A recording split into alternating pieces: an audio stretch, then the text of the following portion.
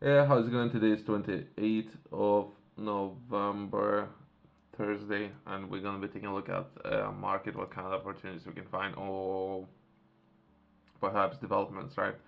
I have read any of these articles. We can read those together and see if there might be some opportunities to which we can express interest in order to do business, right? That would be the first press release. That would be 3 billion house building scheme to unlock homes and will boost growth. Billions of pounds in guaranteed for households are now open for businesses as a part of new support package confirmed by a housing minister today.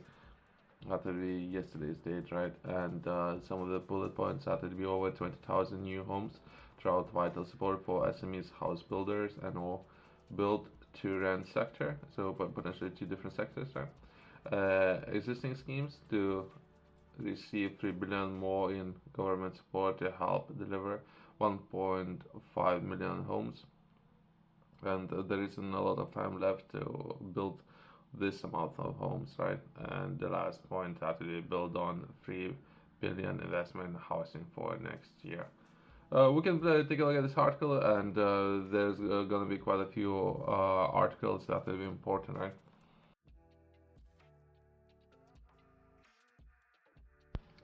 Billions of pounds in guarantee for house builders are now open for businesses as part of new support packages confirmed by a housing minister today. The announcement at the budget, an additional 3 billion in housing guaranteed will be available to help builders apply for more accessible loans from banks and lenders, giving them the confidence they need to get Britain building again. Since it's loans, not necessary. I won't be covering that, right? Since it's loans, that will be entire industry might be risky, and loan taking out the loan, that would be additional risk. So if we can, well, perhaps there's a different process that we can discover if we put more energy into this, right? And loan, I don't know. So perhaps we can progress, right? And there might be additional announcements. I could potentially share those, but I won't be covering that since that's loans, right? Next article, that would be easier access to social housing for veterans confirmed. New regulations to remove local connection requirements for veterans to access social housing. It's a bill they published yesterday. Uh, since in the most recent budget update, I could share perhaps some of the numbers, right? But that would be every month, roughly about 300 people leaving military services, right? I don't know if it's accurate information, and there might be a lot of things that government's already doing to address this. And housing would, I believe, would be something about the way how society could say thank you to for people's services, right? So that would be just something that would be important.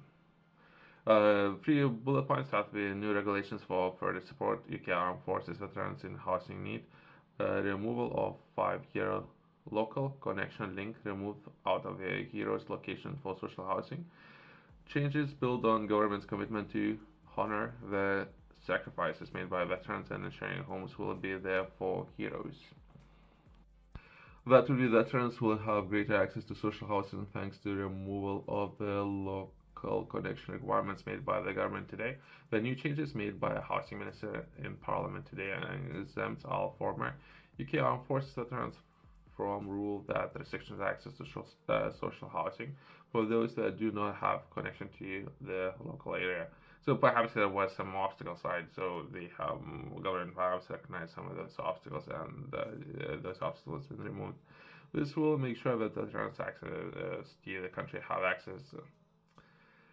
This will make sure veteran access the country have access. Okay, okay, to the housing support they need and can find a place to call home. The changes applied to councils will with the local connection or residency test, determining who can currently qualify for social housing. This will ensure that veterans cannot be unfairly penalized where such requirements are in place, recognizing the unique challenges they face in trying to build up a connection in a specific local area, right?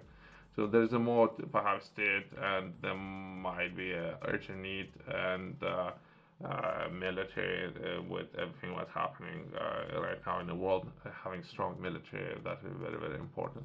We're not necessarily will be going into details, perhaps discussing all these kind of opportunities, right? As well as people perhaps if they're looking for housing and military, perhaps that will be just one of the ways how they could have access to housing, right? I don't know all the details, and those details constantly changing, right? Let's take a look at the next article.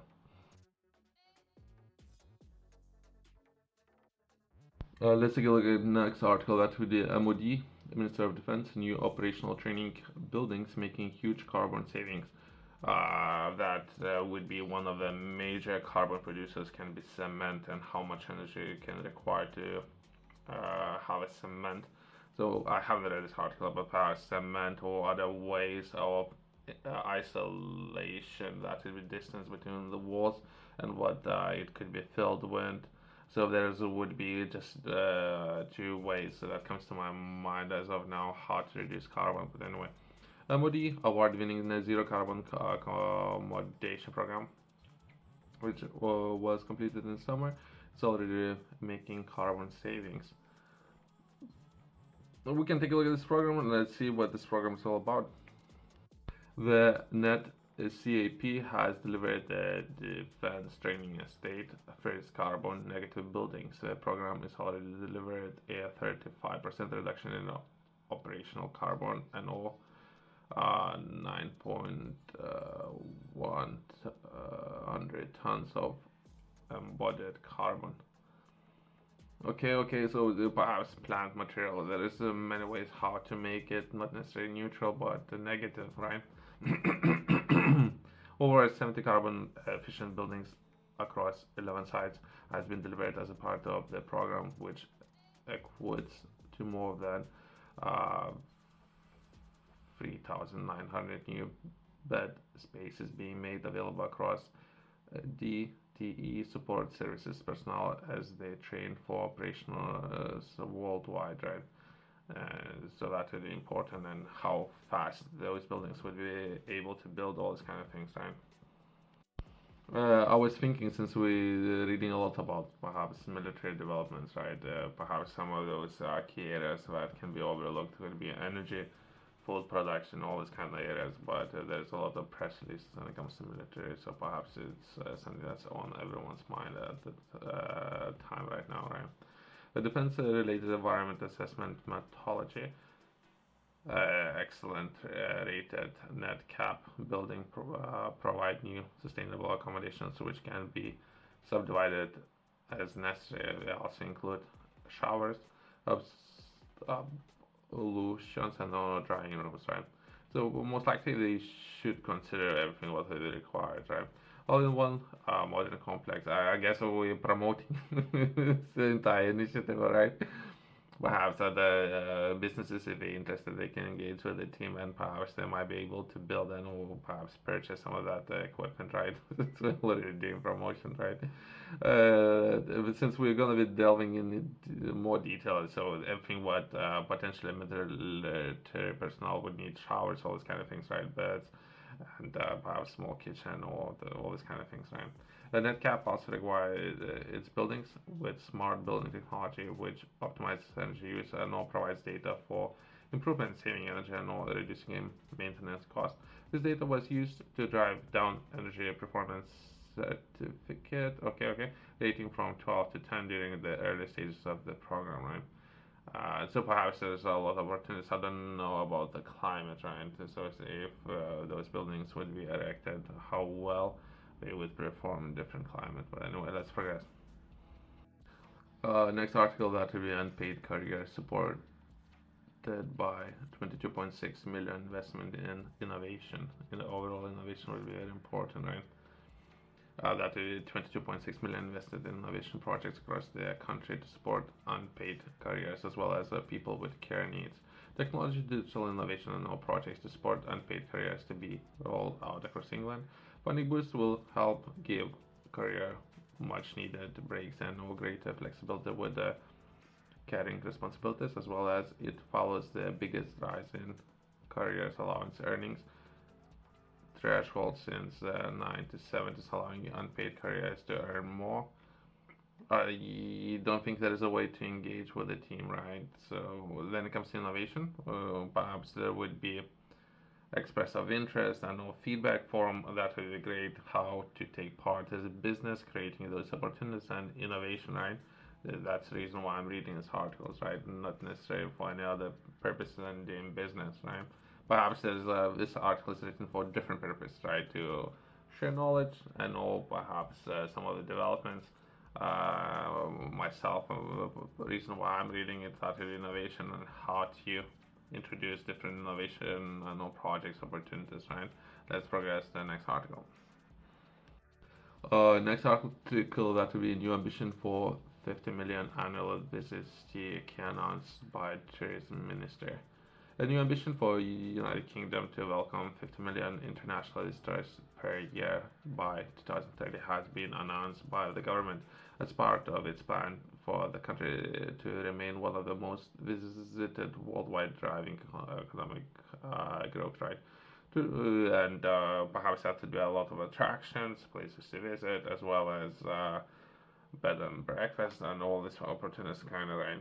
So I don't know. Was a lot of feedback that was already given on the number of different subjects. Let's try to understand it. Let's try to understand it. In a major speech, the tourist minister, let's give name, commits to increasing visitor numbers and now improving overall visitor experiences. If we can, would it be great to engage with perhaps administration staff? Perhaps we can take part in achieving this target, right? The new Visitor Economic Advisory Council is boosting collaboration between the government and the industry. Tourism industry worth 74 billion to the economy and 4% of GVA with a huge potential for further growth in support for government central mission, right? Well, let's read the entire article.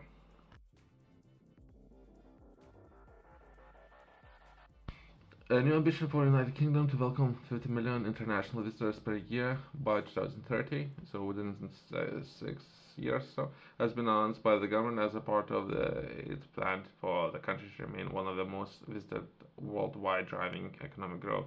In the keynote speech, the Tourism Alliance conference in London today, 26th of November, Tourism Minister, it's 2 days ago, as part of, I'll skip some names, is a part of its plan for the country to remain one of the most visited worldwide, driving economic growth. In the keynote speech, the Tourism Alliance conference in plans for the tourism sector to be an integrated part of growth mission. A new visitor economy advisory council, co-chaired by so why is the names, established with will see the industry and our government working together to kickstart this next stage of the growth for a sector. The council will work towards the creation of national visitor economy strategy. Perhaps we can engage with the council and to take a look at the strategy, right? Which will be launched next autumn and will map out plans to support the growth of tourism industry. Growth in the tourism industry beyond London will be the heart of the strategy, while the capital, a huge draw that brings tens of millions of visitors each year. There is a vast potential for increasing visits to the cities and regions, which can be achieved throughout the improvement, marketing, and information tourism boards, filling skill gaps and all visitors' economy and all better celebrating our culture. The UK attracts 38 million visitors last year before the pandemic in 2000. No, I don't know if we can say it, but it was like pandemic. 2019, I don't know what figures was 41 million, right? So it's a reasonable number. It's ambitious, it's reasonable. Perhaps people would need to learn new skills, stretch. So it's kind of interesting, I guess, and shooting for very high targets, right? That would be overall some of the notes. That would be perhaps how councils would be able to raise additional capital, right? Bringing more tourist attractions, right? And all that restaurants, takeaways, and perhaps tourists can come in different forms. They can come by plane, by boat, right? they can drive by ferry with a car, right? In addition to focusing on inbound and or domestic tourism, the Visitor Economy Advisory Council will also look at the outbound travel, including the rollout of the EU entry-exit scheme as a e-gate access to Brits and European airports. Oh, okay, okay. There's a lot of developments in this area, but it's constantly changing, right? To ensure all visitors have the best possible experience when traveling. Improving overall visitors' experience will be essential of government's plan for the tourism industry. Every element of someone's visit for the arrival and all at the airport to buying a ticket for a gig and or booking a hotel will be considered, making each individual element of the visitor experience as accessible and enjoyable as possible will encourage more tourists to visit the UK, foster national pride, and provide long-term economic benefits for communities and across the whole country. There's a name also updated on ongoing tourism program, including the local visitor economy partnership program, which is transforming tourist boards across the country so we can work better together market areas to tourists and attract more investment on major events in UK. 35 DVPs have accelerating so far. The minister also confirmed that the government will introduce a short-term LETS registration scheme as soon as possible to help provide the best tourist accommodation possible while protecting people's rights to affordable housing, with initial phase of testing already underway.